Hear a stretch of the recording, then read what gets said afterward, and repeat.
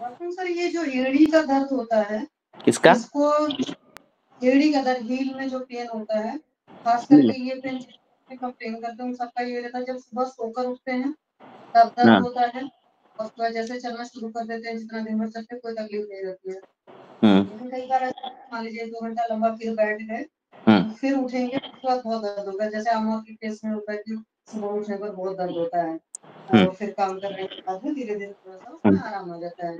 और जब आप टच करके देखते हो तो हाँ वहाँ पर लगता है कि कड़ापन है उस हाँ, हील में, ठीक है। और तो दिनचर्या वगैरह में रहता है। जी तो सर। ये पार्षणी शूल जो रहता है वो दो प्रकार का रहता है। एक तो वातज रहता है, वात के कारण होता है, जिसमें वात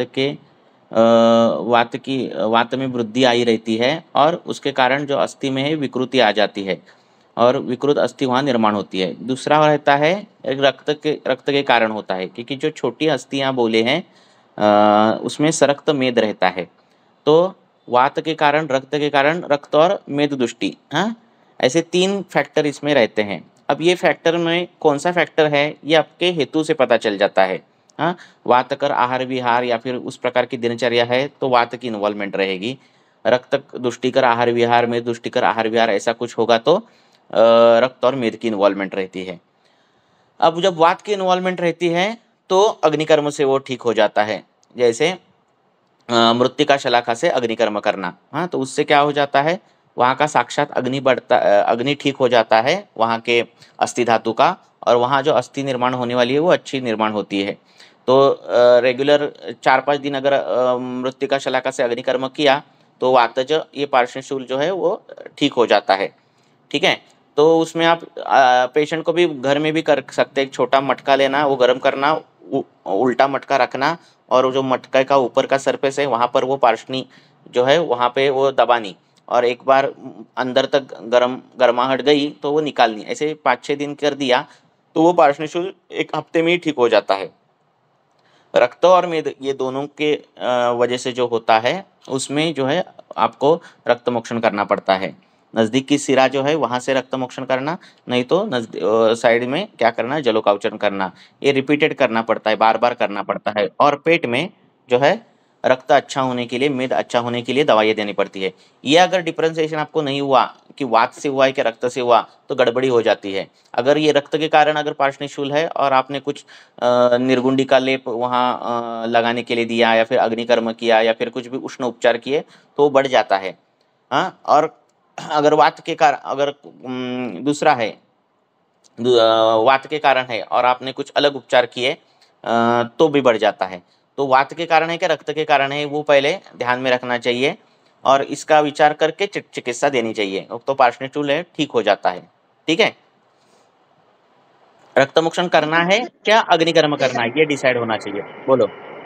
क्योंकि मैंने अपनी तरफ डिसाइड किया था, मैंने कहा लेकिन अभी करेंगे कुछ टाइम बाद देखेंगे, हम्म। तो वही अगर पेट दिमाग में, अगर उसके आहार विहार में रक्त तुष्टिकर, मेद तुष्टिकर ऐसा कुछ है, ठीक है, और ये सब हो रहा है तो आपका काम जो है वो रक्त पर करना पड़ता है। रक्त अच्छा होना चाहिए, क्योंकि वेदना जो है वो वात से भी होती है और दूषित रक्त से भी होती है। और ये हाँ छोटी जी हाँ जी। अस्थियां जो है वो सरक्त मेद रहता है इनमें, हाँ, उनमें मज्जा नहीं रहती। तो उसके कारण ये तीनों चीजें तो वात के कारण है वो ठीक हो जाता है झट से अग्निकर्म से। हाँ, पाचन पर रक्त और मेद का जो अगर विचार होता है तो उसमें सार्वधिक रक्त दुष्टि होती है, तो ट्रीटमेंट थोड़ी लंबी हो जाती है और फिर टाइम लगता है ठीक होने के लिए। हम्म। ये है कि बचपन से ही उनको एचबी उनका कम रहता था, हाँ। 8 9 10 हाँ, बचपन से ही पेशेंट का एचबी हमेशा कम रहता था। हम्म। तो बल्कि मैंने उनको बोला कि जब ठंड का मौसम आएगा तो मैंने उनको आहार में बहुत सारी चीजें बताई हैं कि वो आप खाइएगा पीजिएगा, और हम्म। पेशेंट दवा ववा नहीं खाते हैं, हालांकि नॉन वेजिटेरियन पेशेंट है, दीवार भी आवाज है। आवाज नहीं आ रहा है। हाँ, तो वही दिनचर्या ठीक करनी पेशेंट की, और ये करना बाकी की जो चीजें हैं साइड बाय साइड, कि शूज में वो सिलिकॉन का ये लगाना मिलता है, वो सपोर्टर लगाना, उससे ठीक है वो एक ये हो गई। पर जो मूल ट्रीटमेंट है वो इस प्रकार से करनी चाहिए, वात नहीं तो रक्तमेद। हम्म। जी। तो ये अगर ये डिफरेंशिएशन ठीक से हुआ ना तो कुछ गलत नहीं होता। कभी कभार रक्त दुष्टि इतनी बड़ी मात्रा में होती है और अग्निकर्म करते हैं या फिर कुछ उष्ण उपनाह करते हैं और ये ठीक नहीं होता है ना। तो इस प्रकार से ये सब कुछ होता है।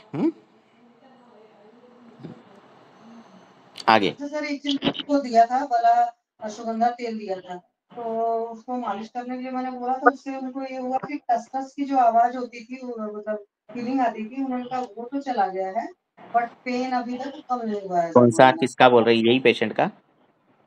हाँ जी, हाँ जी।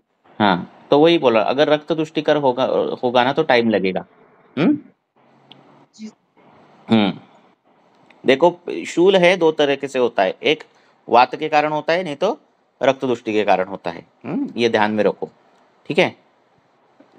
सर जैसे लेकिन यदि रक्त रक्त दुष्टि के कारण है तो पेन बढ़ जाता है अग्निकर्म से, ऐसा होता है?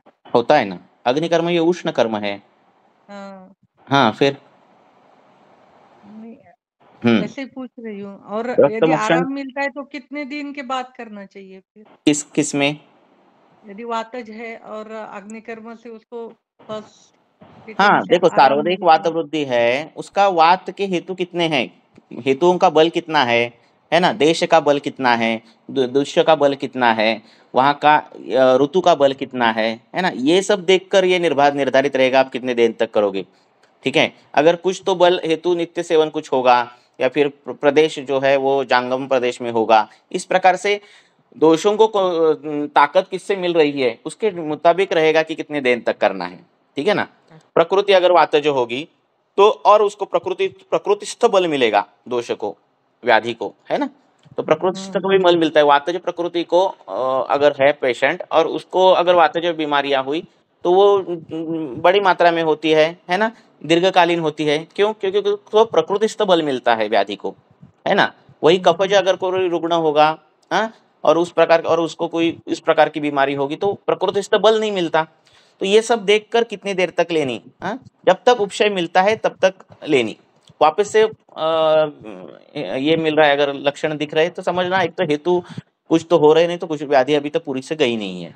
हाँ, हाँ, नहीं, मुझे ये पूछना था कि अग्निकर्म कितने दिन के बाद करना? डेली तो नहीं कर सकते ना, 2-3 दिन के बाद या 8 दिन के बाद हाँ, करना? नहीं, अभी ये पार्षणिक शुल्क का जो है मृत्तिक शलाका से हम डेली 4 दिन ऐसे करते हैं, वो पूरा जलाते नहीं है, ठीक है, पूरा ओके। दग्ध नहीं करते। हाँ, अंदर तक वो हीट जानी चाहिए, ताकि वहां हम अग्नि, जहाँ अग्नि की विकृति है वहां हम अग्नि छोड़ दे रहे हैं, तो अग्नि वहां का ठीक हो गया तो वहां का धातु ठीक होने लगता है।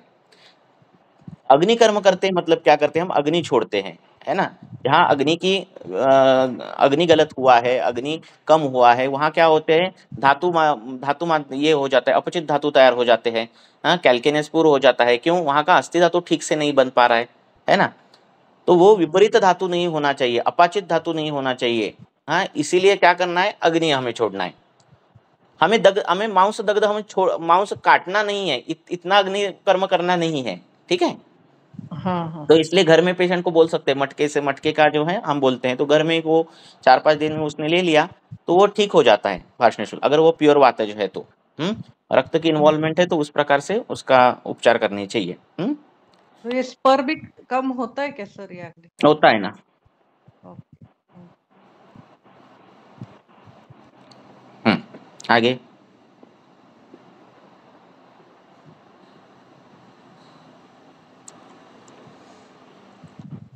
सर आजकल ये व्यंग के भी मेलेस्मा जिसको बोलते हैं, वो भी पेशेंट काफी बढ़ गए हैं, तो हम्म उसमें क्या कर सकते हैं सर? कुछ नहीं, व्यंग कहाँ कब होता है, तो एक तो रुक्ष गुण, तीक्ष्ण गुण, उष्ण गुण, हाँ, ये जब बढ़ता है तो जलने जैसी संप्राप्ति होती है, त्वचा में दग्धता आती है। त्वचा का ऊपर का जो लेयर है उदक वह है, नीचे का है रक्त, रक्त का है ना। तो दगदग हो जाता है और वो जल जाता है ना। और जलने के कारण ये व्यंग जैसी उत्पत्ति होती है ना। तो इसीलिए इसमें जो लेप है वो क्या क्या है, स्निग्ध, शीत, इस प्रकार के लेप है। हाँ, हरिद्रा बिरिद्रा नहीं है, क्या है, यष्टि है, चारोड़ी है, हाँ, मंजिष्ठा है तो वो दूध के साथ लगानी है, इस प्रकार के लेप है। तो शैत्य वहाँ होना चाहिए, हाँ, और वर्णकर भी काम होना चाहिए, उस प्रकार का वर्णकर वहाँ पे अपेक्षित है, ठीक है, व्यंग में। हाँ, तो ये एक व्यंग होता है। दूसरा उसके अन्य भी पहलू है व्यंग के, कि चेहरा जो है वो शुक्र का अवयव है, तो शुक्र में होने वाली गड़बड़ियां जो है वो चेहरे पर दिखती है। जैसे शारंदर ने बोला है कि चेहरे चेहरे की जो स्निग्धता है ये जैसे तारुण्य पीठिका है, तो ये जो है वो शुक्र का मल है, ऐसे बोला है। तो वॉटेवर, तो शुक्र में होने वाले बदलाव जो है वो चेहरे पर दिखते हैं, चाहे वो अच्छे बदलाव हो चाहे वो बुरे बदलाव हो। तो वो प्रेगनेंसी में एस्ट्रोजन हम्म, पे ये लेना, हाँ, या फिर पिल्स खाना, हाँ, या फिर कोई भी इंजेक्शंस लेना जिससे शुक्र धातु, स्त्री शुक्र, हाँ, उसमें मेनोपॉज। बदलाव आ रहे हैं, या फिर जेंट्स में भी उस प्रकार के, तो ये सब बदलाव जो है उसमें दिखते हैं।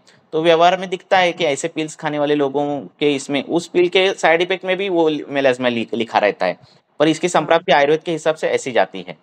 ठीक है, तो अगर इस प्रकार की संप्राप्ति कुछ बन रही है, तो अभ्यंतर जो है उस धातु को बल देना, वो दुष्टि दूर करना, हेतु का त्याग करना, ये इंपॉर्टेंट है।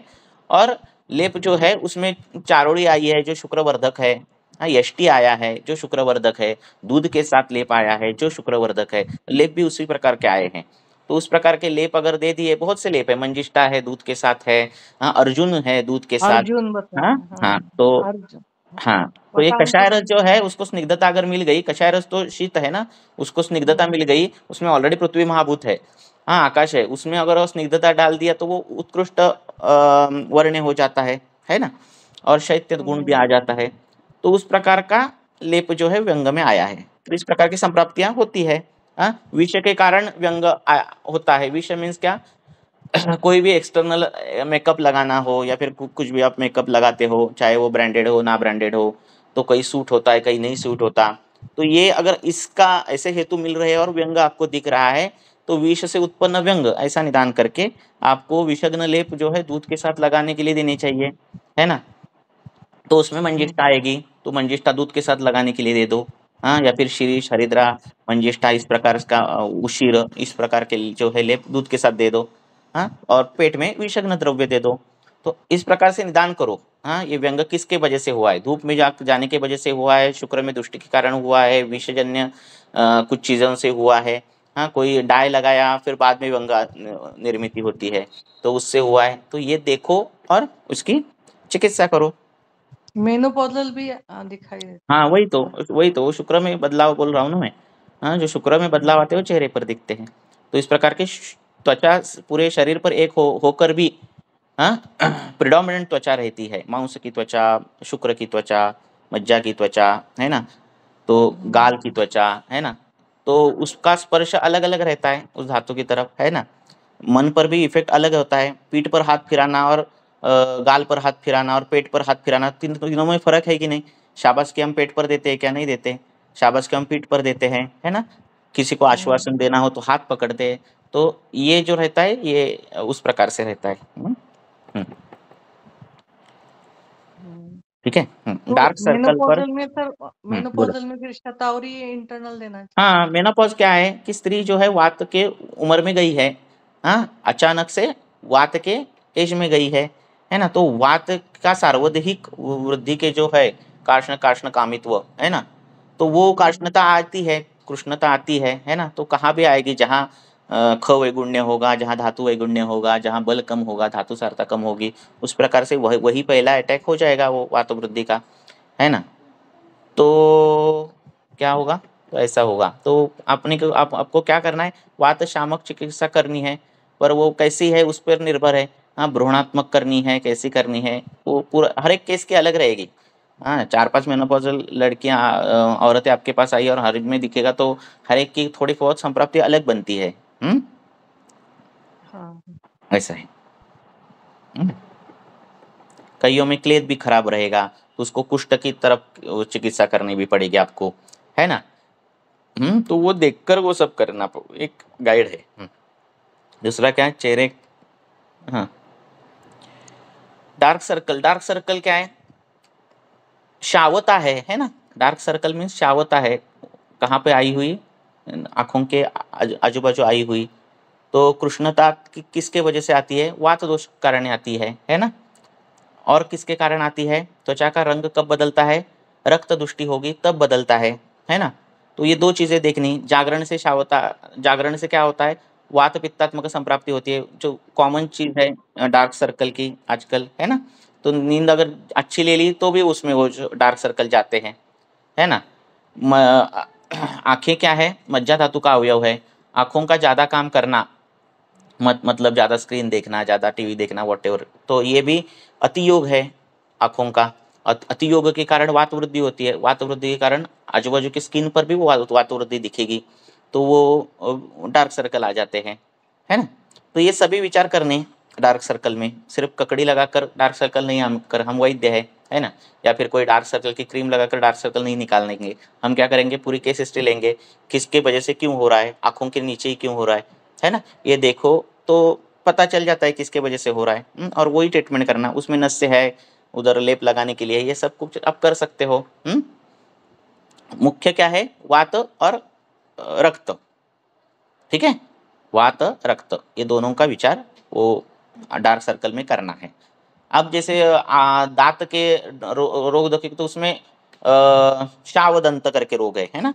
तो उसमें भी चिकित्सा जो है वो वात को, रक्त को, पित्त को ध्यान में रखते हुए की है ना? तो जब ऐसे त्वचा का वर्ण बदले, तब रक्त की इन्वॉल्वमेंट, पित्त की इन्वॉल्वमेंट, वात की इन्वॉल्वमेंट में रक्त अगर का वर्ण जो है कृष्ण वर्ण होगा त्वचा का, तो ये इन्वॉल्वमेंट आती है, ठीक है?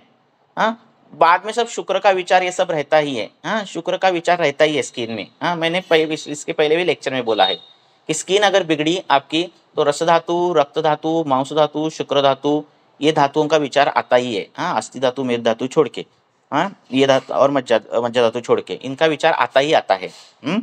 तो इनमें कुछ भी आए बदलाव त्वचा में दिखते हैं, ठीक है? इसलिए शुक्र में भी आए हुए बदलाव आपके त्वचा पर दिखेंगे, मुंह पे दिखेंगे, आंखों के डार्क सर्कल पे भी दिखेंगे, है ना? क्योंकि शुक्रसार पुरुष के दे लक्षण देखो, सौम्य सौम्य प्रेक्षण से शिर पूर्ण लोचना, है ना? तो आंखों का पानी कम होना, आंखें भी रुक्ष होना, आंखों के नीचे डार्क सर्कल होना, ये शुक्र क्षय के भी लक्षण होते हैं। तो डिटेल केसेस देखो, आप अगर स्पेसिफिक प्रैक्टिस कर रहे हो त्वचा की, तो भी आपको सभी व्याधि आने चाहिए। आयुर्वेद में ऐसा नहीं है कि एक ही करो तो एक ही आ जाए, ऐसा नहीं है। तो आपको ज्वर भी आना चाहिए, ये भी आना चाहिए, वो भी, सभी आना चाहिए। तो इस प्रकार से वो डार्क सर्कल किसके वजह से है वो देखो, शुक्र क्षय के कारण अगर हो रहा है, तो उस प्रकार से दवाइयाँ भी शतावरी कल्प देना, ये देना, वो देना, वो आपको देनी पड़ेंगी पेशेंट को। पूछो। Hello sir. बोलो। सर वो एक मैंने डिस्कस किया था ना केस हेयर फॉल का, मेनोपॉजल स्टेज में, लाइक 50 इयर्स की फीमेल है, उसको हेयर फॉल के लिए आई थी मेरे पास। और 2-3 महीने पहले, जैसे फरवरी में उसको प्री डायबिटिक डायग्नोस हुआ था, तब उसका वेट बहुत ज्यादा था। तब वो बहुत संतर्पण जन्य आहार करती थी, मीठा बहुत खाती थी, और अभी उसने उसका वजन 5 से 6 केजी कम कर लिया है। पहले व्यायाम भी नहीं करती थी, अभी करती है। पर और 1 साल से उसको हेयर फॉल है बोल रही है। और वो पहले हैदराबाद में रहते थे, अभी 1 साल से बैंगलोर में रह रहे। तो इसमें हम हेयर फॉल का आपने जो बोला था ना, दशमूल, शुंठ और लाक्षा, तो इसमें कैसे विचार किया, ऐसे इसके लिए मैं पूछ रही थी। देखो, शुंठ जो है वो आम पाचक है। अगर आपको पता नहीं चल रहा है कि गुरुता किसके वजह से आ रही है, या फिर सामता किसके वजह से नहीं आ रही है, तो एक अच्छा द्रव्य है कि शुंठी देना। कब नहीं देना, कि उष्ण कुछ कारण नहीं होना चाहिए, हेतु हमें उष्णता नहीं होनी चाहिए कुछ भी। हाँ, उष्णता जन्य मीन्स धूप में जाना बिना, ऐसा कुछ नहीं होना चाहिए, भ्रम आदि लक्षण नहीं दिखने चाहिए। तो शुंठी का प्रयोग आप आंख बंद करके कर सकते हो, है ना? दशमूल जो है सार्वधिक वात शमन के लिए अच्छा है। तो शुंठी से पाचन होता है, दशमूल से वात शमन होता है, और ये सब होने के बाद अस्थि को ताकत मिलने के लिए लाक्षा है साक्षात। तो इस प्रकार से होगा। तो हरितकी भी था सर, हरितकी। हाँ, तो पाचन सभी होना चाहिए, आमाशयगत पाचन, मल पाचन। ये कहीं जो है वो एक ये रहते हैं कि कभी कभार केस नहीं पता चल जाती, कोई कुछ केस पूछता है, तो एटलीस्ट वहाँ क्या एग्जैक्ट दे सकते हैं। हाँ, तो इसके लिए ये सब कुछ है। तो मल पाचन अच्छा होता है। जब व्याधि बहुत समय तक रहती है ना, एक आधी व्याधि, और बार बार ये आम के लक्षण दिखाती है, तो शेष आम रहता है। तो मल पाचक, आमाशय में पाचक, ऐसे पाचक देने, हाँ, काफ़ी लंबे समय तक देने। तब बाद में पेशेंट बोलते हैं अभी भूख अच्छी लग रही है, मल अच्छा हो रहा है, मूत्र अच्छा हो रहा है, ये सब ऐसे लक्षण दिखने चाहिए। फिर दवाइयों का प्रयोग जो है वो बाद की चीज़ है, ठीक है? तो इस वजह से वो दिया होगा। और सर इसमें फिर हेयर फॉल में लाक्षा से ही जैसे पाचन होने के बाद हम्म। लाक्षा से ही वो जो अस्थि हाँ गामी है तो फिर वो उससे कार्य हो जाएगा ऐसे हाँ, ना? अस्थि अच्छा होने लगता है। इसमें मेनोपॉज के बाद जो है, जो वात वृद्धि होती है, उसमें जो मुख्य दिखता है मॉडर्न में, जो दिखता है वो ऑस्टियोपोरोसिस दिखता है ना? तो इसके बहुत से कारण हैं, उसके लिए एक अलग सा लेक्चर हो सकता है। पर उसमें जो है भ्रूण करने के लिए जो दवाइयाँ हैं, उसमें क्या-क्या करना कि शुक्र धातु का बल बढ़ाने के लिए शतावरी, अश्वगंधा आदि युक्तिपूर्वक उसका प्रयोग करना। मांसगत वात शमन करने के लिए बादाम बादाम या फिर ऐसा भ्रूण करने वाला कल्प, या फिर निर्गुंडी कल्प, या फिर निर्गुंडी चूर्ण मज्जागत वात शमन करने के लिए। ये हो गया, शुक्र हो गया, अस्थि हो गया। और मज्जा मज्जा का भ्रूण करने के लिए ये जो मैंने बोला, सॉरी, अस्थि के लिए लाक्षा और मज्जा के लिए बादाम या फिर निर्गुंडी, हाँ, मज्जागत वात शमन करने के लिए। इस प्रकार के तीन चार कल्प हमने दे दिए, जैसे शतावरी कल्प, लाक्षा और निर्गुंडी। इस प्रकार के किए तो ये प्रतिलोमित वात जो है वो अच्छी तरह से शमन होता है। इस प्रकार से कल्प दिए जाते हैं। पर ये सब देखना पेशेंट में, ऐसे कॉपी पेस्ट मत करो, हर पेशेंट में देख कर करो। नहीं सर, वो तो जैसे उसके लक्षण हो गए, हेतु हम्म, हो गए, वैसे हाँ, ही वो देखेंगे। सब देखो। हाँ, और सर जो लाक्षा चूर्ण है वो ब्लैक, मैंने कभी यूज नहीं किया है, हम्म। वो ब्लैक कलर का ही रहता है ना? नहीं, ब्लैक नहीं, रेडिश थोड़ा सा रहता है, ब्लैक ही रहता ओके, है, ठीक। Dark chocolate colour. हाँ, ओके सर, मैं एक बार भेजती हूँ आपको हम्म। इमेज कैसे है मेरे पास। ऐसे। और सर जैसे उदर शुल के बारे में भी जानना था कि जहाँ पे डायग्नोसिस में पूरा नॉर्मल आता है तो हम आम पाचन देते हैं, जैसे कि हरी तकी सूंठ है, उसके हम्म। बाद भी अगर नहीं हो रहा है और पेशेंट पथ्य भी कर रहा है तो फिर उसमें हम और क्या दे सकते हैं? किसमें? और थोड़ा उदरशूल और थोड़ा उदरशूल सा में क्या खाने बोला के है, बाद। शास्त्रकारों ने क्या बोला है उदरशूल में? एकरी द्रव्य प्रयोग में क्या बोला है? अदरक सिद्ध दुग्ध। हम्म। तो ये अदरक सिद्ध दुग्ध दिया ना, तो अदरक जो है वो अग्नि पर काम करता है, अग्नि बढ़ाता है, वो वातानुमन करता है। देखो, अग्नि पर काम हो गया, वातानुमन हो गया। हाँ, दूध के साथ, दूध में सिद्ध किया है तो पित्त शमन, पित्त वर्धन नहीं करता। हाँ, तो पित्त का भी ये हो गया, टेंशन गया। हाँ, वातानुलोमन हो गया, अग्नि भी अच्छा हो गया। हाँ, और दूध के साथ दे दिया तो रसायन का काम उस प्रकार से भी हो गया। तो ये ऐसा सिंगल योग वाग्भटाचार्य दिए है ग्रंथ में। तो इस प्रकार का योग एक चालू करना, हाँ, अदरक सिद्ध दुग्ध ऐसा। तो इससे क्या होता है, उदरशूल रुक जाता है। और सर खाने के बाद वो खाना है ना, थोड़ा भी खाए तो भी ऐसे मतलब ऊपर ही आता है कि नहीं, अभी डाइजेस्ट ही नहीं हो रहा है। हाँ, तो यही अनुलोमन होना चाहिए पेशेंट का। ऐसा अगर हो रहा है तो अनुलोमन होना चाहिए और दीपन अच्छा होना चाहिए, फिर खाना। तो खाने से पहले कुछ तो लवण अदरक, या फिर लवण अदरक नहीं, अभी उसको ये हो रहा है ना, तो कुछ तो अनुलोमक कल्प देना। और बाद में भूख अच्छा लगने के बाद जितना खा सकते हैं, जितनी उसकी कैपेसिटी, उतनी अर्धा जो है खाना खाना। पूरा खाना पेट भर के नहीं खाना। कुछ तो हेतु रहते हैं पहले का, कुछ बड़े हेतु रहते हैं, खाने के ही हेतु ज़्यादा रहते हैं। हाँ, विरुद्धासन रहता है, अध्यसन रहता है, गुरु आसन रहता है। तो ये बहुत बड़े मात्रा में होने के बाद क्या होता है, व्याधि तो होता है पर बाद में आशय की भी दृष्टि हो जाती है। तो आशय जब ठीक होना है तो बहुत टाइम लगता है। ठीक है ना? तो इसीलिए थोड़ा समय लगेगा उसको ठीक होने के लिए। ऐसा है। साथ में चिंता हो तो वापस से रक्तदृष्टि होती है, वापस से आशय खराब हो जाता है। हाँ, ये बात फिर वापस से पुनरुद्भव होता है व्याधि का, है ना? तो इसीलिए वो व्याधि पहले ही इसमें जीतनी चाहिए। थोड़ा ही लगता है, संचय लगता है, तभी उसको जीतना चाहिए। क्यों? क्योंकि बाद में प्रकोप होगा, दोष समूर्छना होगी, धातु खराब हो जाएंगे, वो जहाँ खवई गुंडे हैं वहाँ ये हो जाएगा, व्याधि होगा। हाँ, और फिर बाद में आशय भी खराब होगा। फिर आशय खराब होगा तो फिर समय लगेगा सब कुछ ठीक होने के लिए। इसलिए पहले ही स्टेज में व्याधि को ये करने के लिए बोला है। हाँ, आगे पूछो।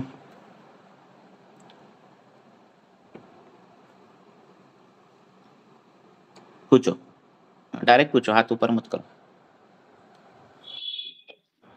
Good afternoon sir. Good afternoon. ये पूछना था सर, कुछ लड़कियों को 8th 9th ईयर में ही पीरियड आ जाता है और उसके बाद 1 डेढ़ साल तक पीरियड ही नहीं आता, तो फिर मम्मी उस बच्चे को लेके आती है, तो इसका फिर आयुर्वेदिक दृष्टिकोण से कैसे विचार करने का सर? हाँ, नहीं क्या और है, फिर काल के अनुसार अभी जो है हमारा लाइफ स्पैन ही कम हुआ है।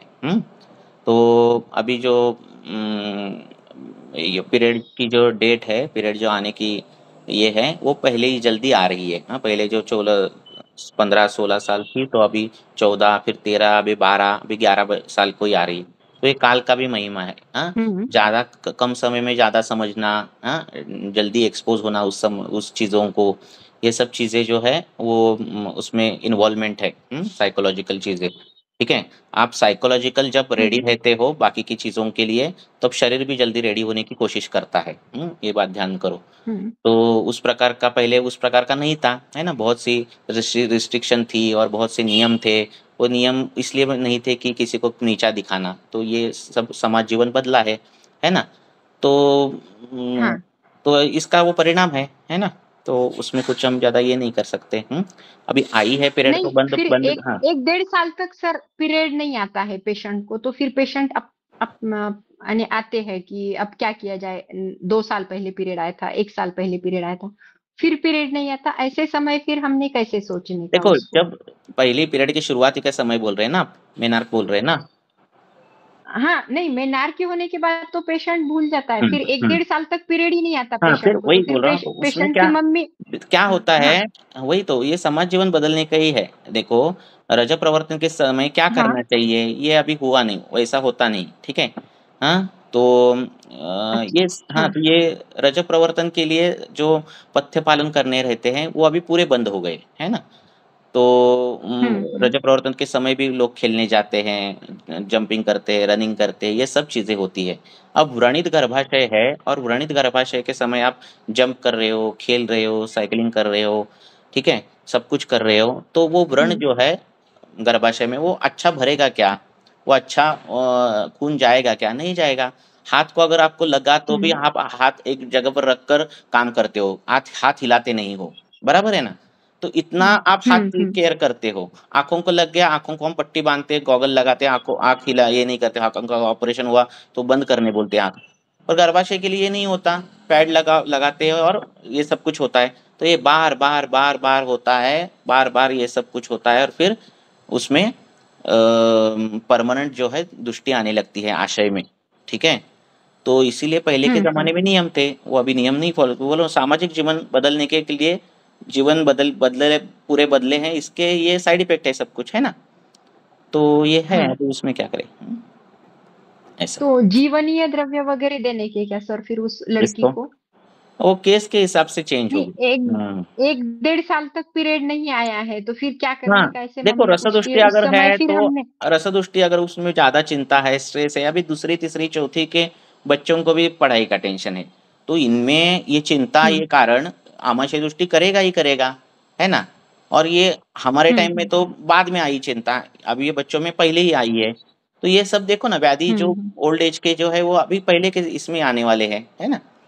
तो उसमें ज़्यादा चिंता हो तो उस प्रकार का रस का पाचन करो, तो आर्तव अच्छा आएगा।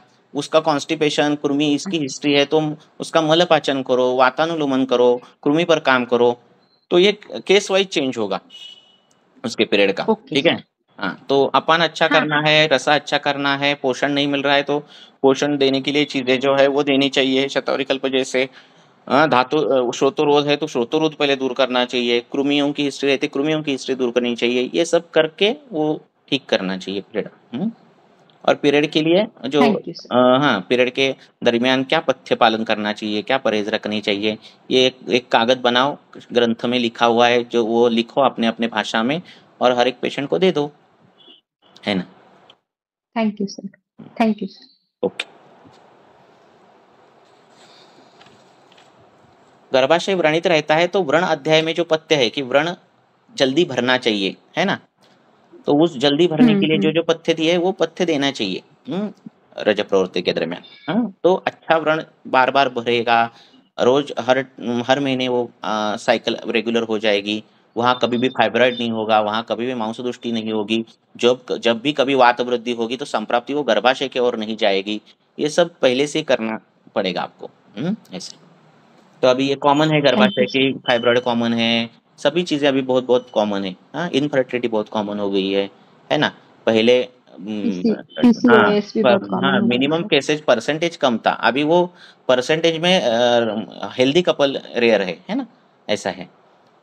तो हम्म। इस प्रकार है सब कुछ। आगे। हॅलो, बोलो। नमस्कार सर. एक पेशंट आहे. हम्म, एक पेशेंट है 30 इयर्स की फीमेल. हम्म, उनको रिपीटेड टेंडेंसी है मूत्राशमरी की हम्म, और पहले भी 2 बार उनकी लैप्रोस्कोपी हो चुकी है और अभी मतलब साइज कम थी उस टाइम भी, पर वो मतलब स्टोन मतलब अटक गया था और उनको बहुत बहुत पेन था, तो इसलिए लैप्रोस्कोपी की थी.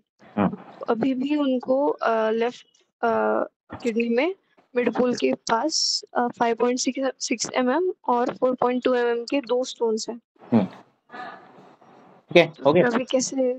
हाँ, और तो ये उनका बार-बार मूत्राशमरी होता प्रवृत्ताशयन. है, हाँ, इसके लिए अगर बार-बार हो रहा है तो ये परतंत्र व्याधि का भी होता है मैक्सिमम, हाँ। तो पेशेंट को अर्श है क्या देखना, मलबद्धता है क्या देखना, वेगावरोध है क्या देखना, हाँ, ये सब चीज़ें देखना।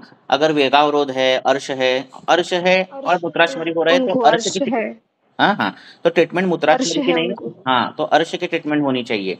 हाँ, काफ़ी लंबे समय तक वो ट्रीटमेंट होनी चाहिए क्योंकि वही वात जो है वो प्रतिलोमित होता है, मूत्र को सुखाता है, अर्शमरी होता है। ठीक है? हमारे यहाँ ऐसा नहीं है वो ब्लैडर वहाँ पर है, रेक्टम वहाँ पर है, वहाँ का वात यहाँ कैसे जाएगा, ऐसा नहीं है। हाँ, वो सब अपान क्षेत्र है और अपान क्षेत्र में होने वाले जो कुछ बदलाव है वो सब कुछ है। हाँ, तो उसको अर्श की ट्रीटमेंट होनी चाहिए। अर्श की ट्रीटमेंट पूरी अच्छी तरह से होने के बाद जो है मूत्राशमरी की बार-बार होने की टेंडेंसी जो है वो नहीं होगी। आप कितनी बार भी मूत्राशमरी की दवाइयाँ दो, पतन होगा, भेदन होगा, नीचे गिरेगा, वापस से मूत्राशमरी होगा क्योंकि अर्श ठीक नहीं हुआ। इसलिए अर्श ये बड़ी व्याधि है। हाँ, अर्श से मृत्यु भी आता है। हर वायु को बिगाड़ने की क्षमता अर्श में है। हाँ, ठीक है? आप अर्श की टीका ओके पढ़ोगे सर. तो आपको मिलेगा। तो इतना अर्श की व्याप्ति ज़्यादा है, तो कभी भी ये बड़े व्याधि है पहले ये पूछना। अर्श है, मूत्राशमरी है तो अर्श की ट्रीटमेंट पहली होनी चाहिए। हुँ? हुँ। तो अभी कैसे? अभी उनको शूल है सर बहुत, हाँ, वो स्टोन्स की वजह से. हाँ। तो अभी मतलब शूल के लिए क्या करना चाहिए? नहीं, अभी वो उसका डिटेल दे दो, देखो वातज है, पित्तज है, कफज है, उस प्रकार से देखो। वातज है तो क्या एरंड, रिंगणी, देवदार, दशमूल इनका काढ़ा थोड़ा यवक्षार डाल के ऐसा पिया तो शूल झट से ठीक हो जाता है। हाँ, पित्तज है तो सिर्फ गोक्षुर का क्वाथ देने के बाद भी जो है वो पित्तज अचमरी ठीक हो जाता है ना? तो बहुत से वो कल्प है जो क्या है वेदना शमन करने के लिए है। देवदार अगर आपको पुनर्नवा अगर आपको मिल गया तो पुनर्नवा से दुग्ध सिद्ध किया और अपान काल में दिया तो शूल रुक जाता है, दूसरा कुछ देने की जरूरत नहीं पड़ती।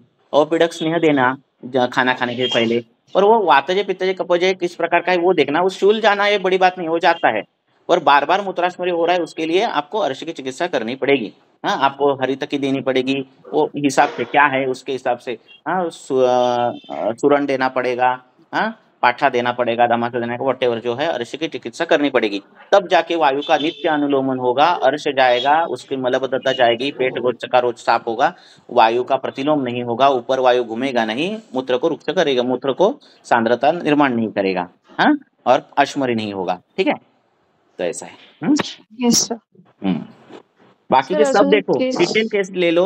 हाँ, पेशेंट की कभी भी मूत्राशमरी हो तो भी डिटेल के कोई भी हो डिटेल केस लेनी। हाँ, हाँ सर. सर और एक केस है. उनका मतलब अभी उनका एज रनिंग पेशेंट को 64. बोलते समय जो है क्या बोलना, पेशेंट को बोलते समय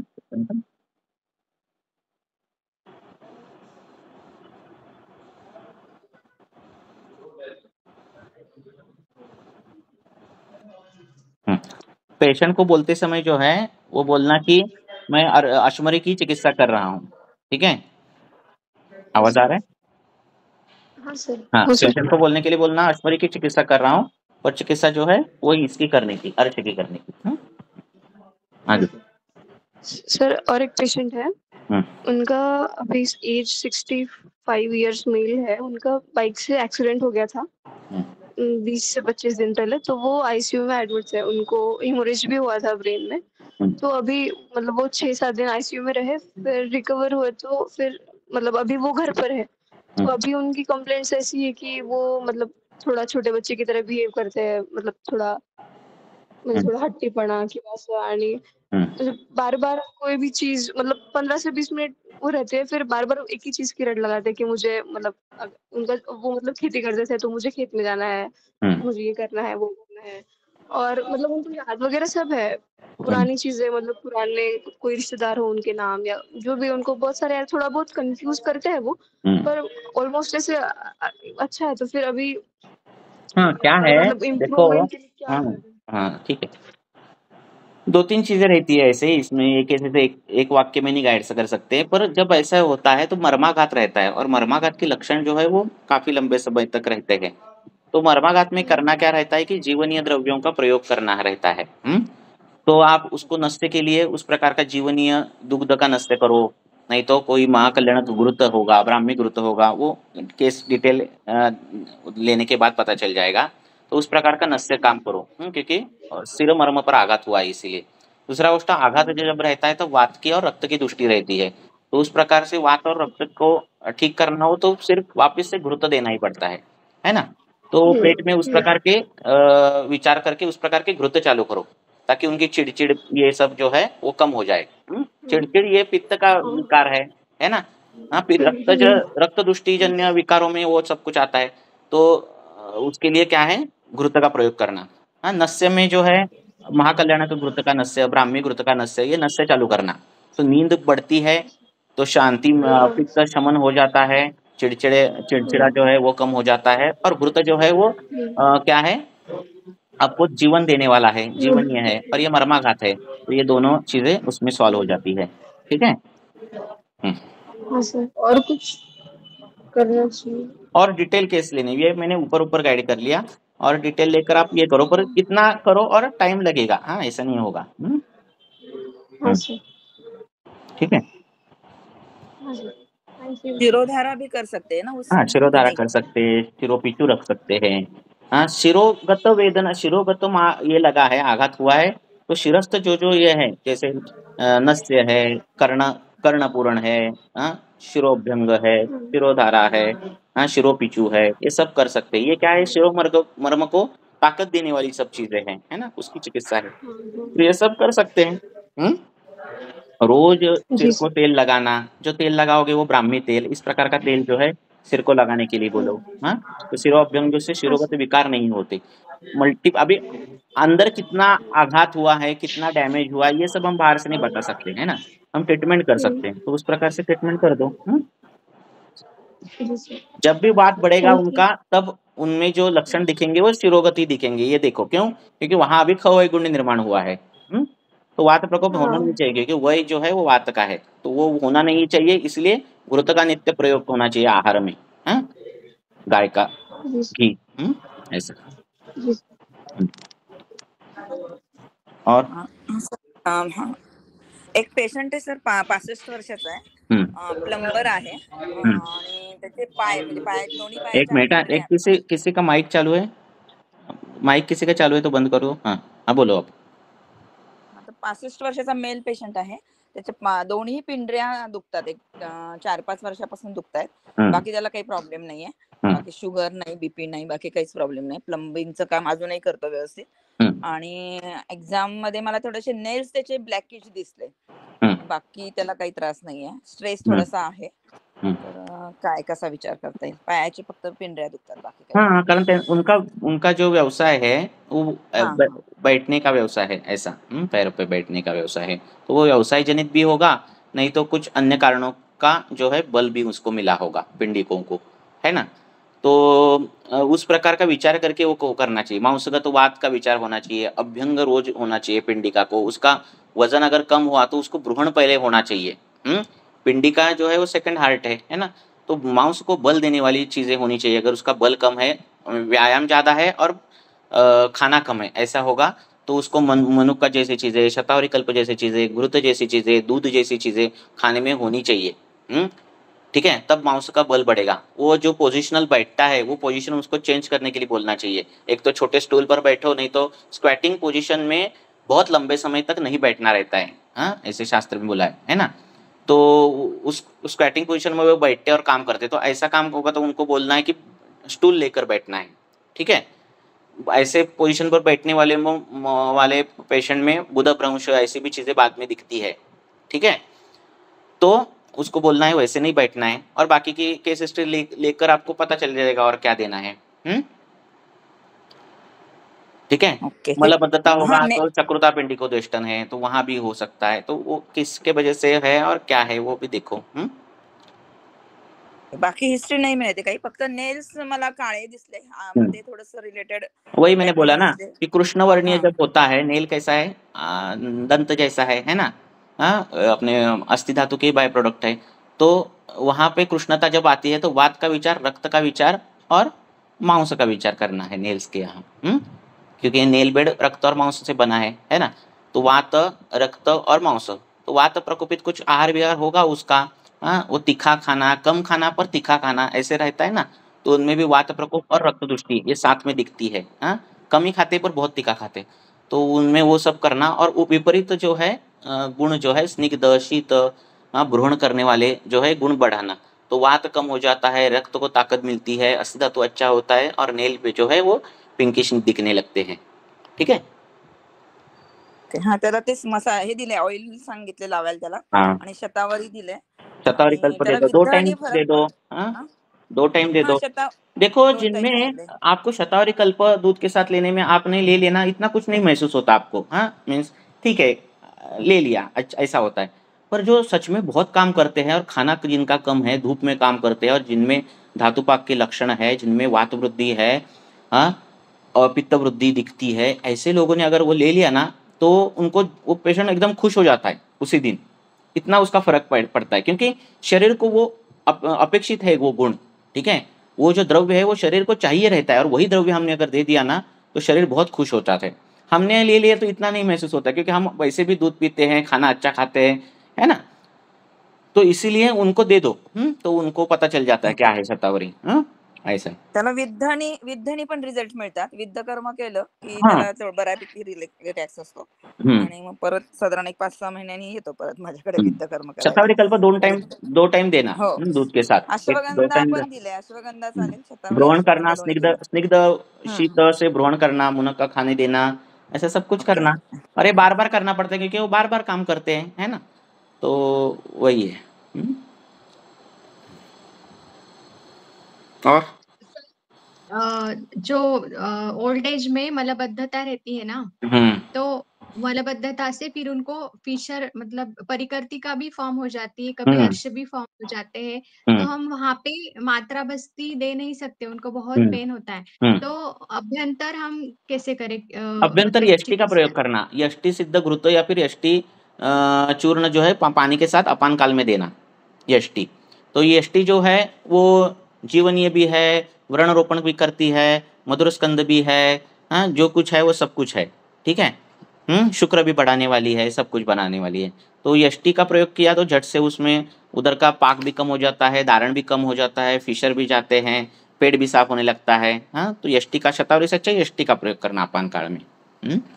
और यष्टि के तेल का पिचू देना है, पाचन के बाद घृत के साथ देना, घृत के साथ देना है, और उसका पिचू यष्टि तेल का पिचू भी वहाँ धारण करने के लिए गुद पिचू देना, तो और जल्दी रिजल्ट मिलते हैं।